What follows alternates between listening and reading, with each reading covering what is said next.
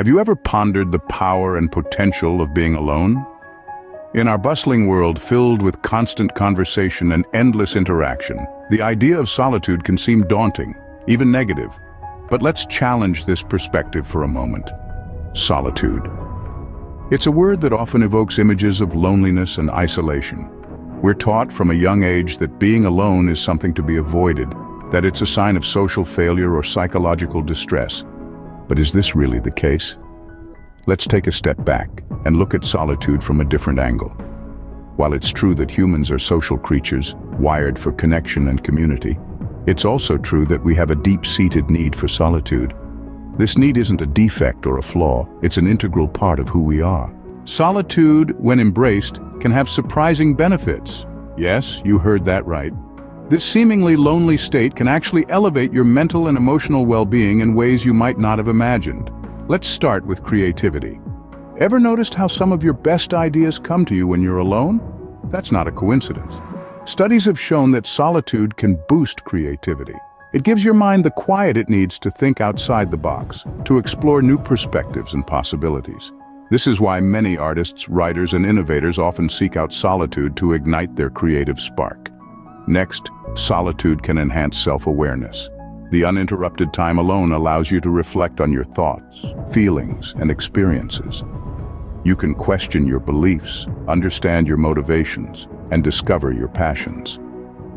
It's like holding up a mirror to your inner self, offering insights that can lead to personal growth and self-improvement. And let's not forget about concentration. In today's world, where distractions are just a click away, solitude can be a sanctuary for focus. Without the constant buzz of social interactions or digital notifications, you can dive deeper into your tasks, whether it's reading a book, studying for an exam, or working on a project. Researchers have found that people who spend time in solitude are often more productive and efficient. But these benefits aren't just anecdotal. Science backs it up too. For instance, a study published in the Journal of Environmental Psychology found that people working alone were more innovative compared to those working in groups. Another study in the Journal of Personality and Social Psychology reported that solitude can lead to increased self-awareness and introspection. So solitude can be quite beneficial, but is it always a good thing? As with many things in life, balance is key. Too much solitude can have its drawbacks, just as too little can deprive us of its benefits. But that's a conversation for the next scene. For now, let's appreciate the quiet power of solitude and the many ways it can enhance our lives. Like anything in life, too much solitude can potentially have its downsides. When we're alone, we're in our own little world, free to think and feel as we please. But when solitude becomes a habit, it can turn into a cocoon that separates us from the world outside, sometimes to our detriment. One potential downside is the risk of loneliness. While solitude is a chosen state of being alone, loneliness is an emotional response to perceived isolation. It's the feeling of being alone against our will, an unwanted state of solitude. Research shows that chronic loneliness can have serious health implications, comparable to smoking 15 cigarettes a day. It can increase the risk of heart disease, stroke, and even early death. Another potential disadvantage of excessive solitude is social isolation. When we spend too much time by ourselves, we might start to lose touch with the world around us. We might miss out on the joy of shared experiences, the comfort of companionship, and the exchange of ideas that enrich our perspective.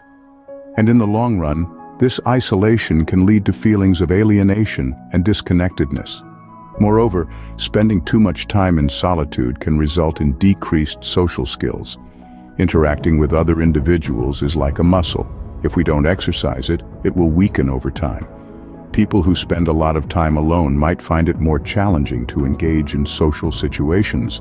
They might struggle with things like reading social cues, maintaining conversations, or even simply feeling comfortable in a crowd. Further, an over-reliance on solitude can also lead to a tendency towards introspection that can spiral into rumination and potentially exacerbate feelings of depression or anxiety.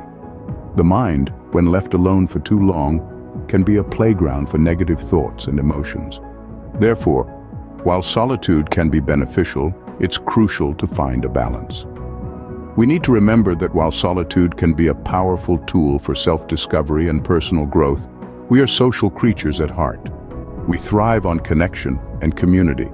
And so the key is to strike a healthy balance between the time we spend with ourselves and the time we spend with others. Finding the right balance between solitude and social interaction is key. Now, you might ask, how do we strike this balance? First, understand that solitude and social interaction are not opposing forces, but complementary ones. Each of us needs time alone to reflect, to recharge, and to connect with our inner selves. On the other hand, we also need social interaction to share experiences, to learn from others, and to feel a sense of belonging. Next, pay attention to your needs and feelings. If you're feeling drained after a social event, it might be time to retreat and enjoy some solitude. Conversely, if you're feeling lonely after spending too much time alone, reach out to a friend or join a group activity. Finally, practice self-care. This includes setting boundaries, respecting your limits, and prioritizing your mental health. So while solitude can be a powerful tool for personal growth, it's essential to remember the value of connection and interaction with others.